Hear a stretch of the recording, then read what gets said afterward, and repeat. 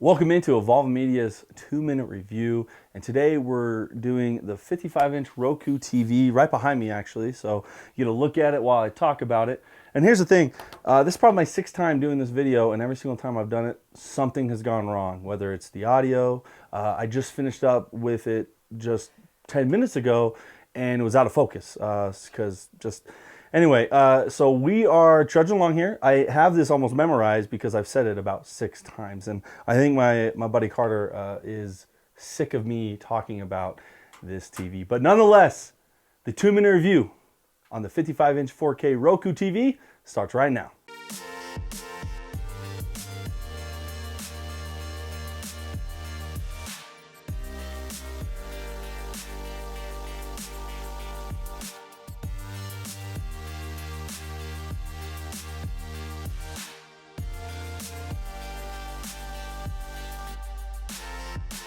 All right, so let me tell you about it a little bit. It is a great TV. It clocks in at just $300. So you know a lot about TVs, you know that isn't very inexpensive, okay? So with the other markets, when you come into it, you can get up to the thousands, a couple thousands. And the reason this is so budget conscious is because you're lacking some of the color profiles that you would find on some other of the higher end televisions. So this is a very basic 4K TV, meaning that your pinks and your oranges might get diluted. Your blacks, your grays, and your shadows might differ a little bit. So if you're watching Save It Private Ryan, as well as the sound has 2 main 8-watt speakers. It doesn't have a lot of bass to it, a lot of oomph. It lacks a little bit of a subwoofer.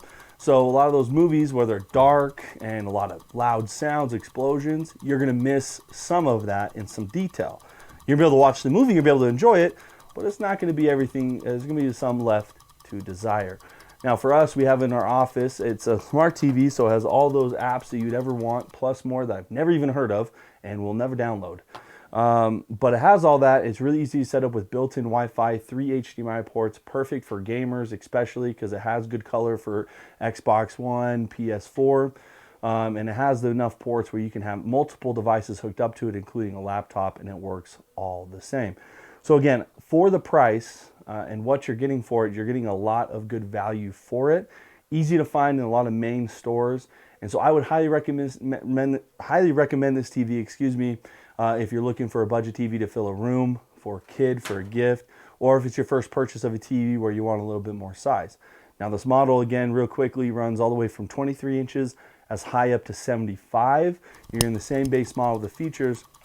I will tell you the 23 inch and the 32 are only $720. So the 32 we use at different venues. We also use it as another monitor screen for workspace.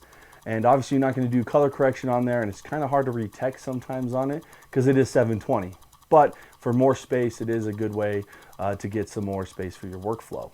It does increase that workflow speed. So again, 55-inch Roku TV 4K, definitely recommend it for the price, $300. We'll drop a link in the description below where you can find it and buy it, as well as I'll put the wall mount that we have as well. So that does the 2-minute review. We're gonna dive in a little bit more, not too much, but just some of the little different things that I found with this television. So 2-minute review is up. Now let's get down a little bit more into the detail. All right, so a couple of things, and again, it's all pretty small. I pretty much said everything when it comes to why I would recommend and why I wouldn't recommend this TV. There's a few different things, one for and one against.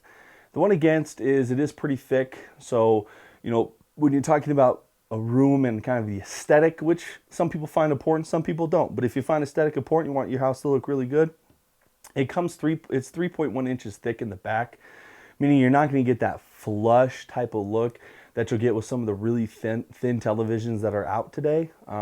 So that would be one thing to keep in mind if you really want that, that aesthetic of flush ghost floating TV, I would say. Then this isn't going to be the TV that would do it for you. So it's one of those small drawbacks. I know it's kind of nitty gritty, but that is one of those things. Here's one thing that I really like about it as a parent. It does have the V chip, meaning that you can kind of block certain programs, parenting controls, that, whether it's nudity, drugs, language, those type of stuff, you can block even R-rated PG-13 films. So that your kids, if you have this in a kid's room, they're not able to access some of that stuff that you wouldn't want them to see without you being there. And that you can have some of that peace of mind knowing that they can't access some of that stuff. So that's really cool feature, I think, in such a a base model of a television. Again, it's $300. You're getting a basic 4K, and like I said, I would really recommend this for gamers. I think it's a great TV. I don't think you really need to spend much more if you're going to be playing primarily video games on it, because it gets everything you need with the resolution, the colors. It doesn't lag through high motion type of stuff. I've played everything from Call of Duty, 2K, the new Star Wars. All of that works really, really well and gives you the exact experience that you're hoping for. So again, 4K Roku 55-inch, highly recommend it for the price. It has three HDMI ports, like I said, has a USB port, has Ethernet, has an antenna. If you still use an antenna, I don't know anyone that uses an antenna. Carter, anyone you know that uses an antenna on their TV?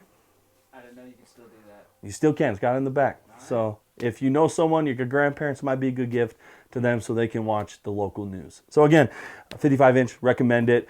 Let me know what you guys think in the comments below. Like this video, subscribe to our channel, Evolvement Media. We're gonna drop review videos periodically through some of our favorite products, a lot of camera equipment that we use in our media production, as well as some of our favorite everyday uses, TVs, clothes. Carter's a big outdoors guy. He'll review hiking boots, that type of stuff. He'll probably get like 10 views, I'd imagine. So we'll just review everything. If you guys want us to review something you haven't used before, if we have it, we will. If we don't, we'll try to get it and let you know what we think about it. Again, subscribe to the channel, drop a comment, let me know what you guys think. And until next time, this has been Evolvement Media 2-minute review. I'm Zach Bennett.